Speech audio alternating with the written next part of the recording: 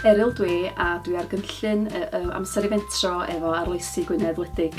Ar hyn o bryd dwi'n gweithio'n swyddfa Cyngor Gwynedd, ond gen i blynyddoedd o brofiad cyn hynna gweithio mewn ysgolion gynradd ac yn gweithio bobl ifanc. Fi'n hun dwi'n mwynhau creu a gen i breuddwyd erioed o isio jyst gwneud rhywbeth mwy efo fo, ella gael busnes yn hun neu gael swydd arall ella yn ymwneud efo'r gwaith crefft, mae rhannu'r dysgu. Mae'n rhywbeth sydd wedi helpu fi lot efo mindfulness fi. Dwi'n meddwl bod yr link efo mindfulness a crefftau yn rhywbeth pwysig iawn. Mae'n rhywbeth, os dwi'n bwysig i fi, dwi'n siŵr bod yn bwysig i bobl eraill hefyd. Mae'r cynllun yma wedi'n galluogi fi i gael diwrnod i ffwrdd bob wsos am 6 mis.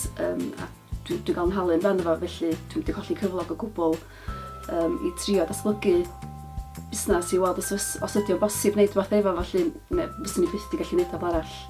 Fel rhan o'r cynllun, oedd gen i fi mentor, Eryl oedd yn dod i weld fi bob ryw 2 wsos, a mae wedi bod yn gret.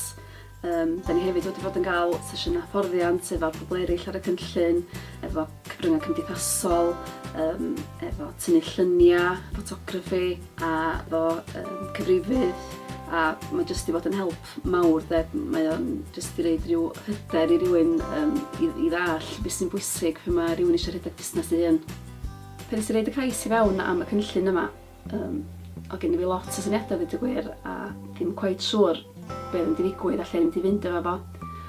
Ond erbyn ŵan mae wedi helpu fi ffocysu ac ella bod na breuddwyd tymor hir, dwi am gychwyn ar cynnig sesiynau crefft i pwy bynnag sydd efo diddordeb, neu partis plant, hendws, baby showers, math yna beth.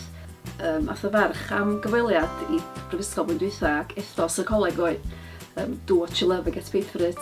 So dyna di'r gobaith i dy gwir bod fi'n cael wneud rhywbeth dwi'n mwynhau. Dwi'n ddiolchgar iawn i cynllun Amser i Fentro achos fyswn i byth wedi meddwl wneud i'n byd fel hyn fel arall. So dwi'n jyst yn mwynhau'r holl amser, yr holl profiadau dwi wedi cael ac yn edrych ymlaen am y dyfodol, felly diolch yn fawr iawn i'r cynllun am hyn.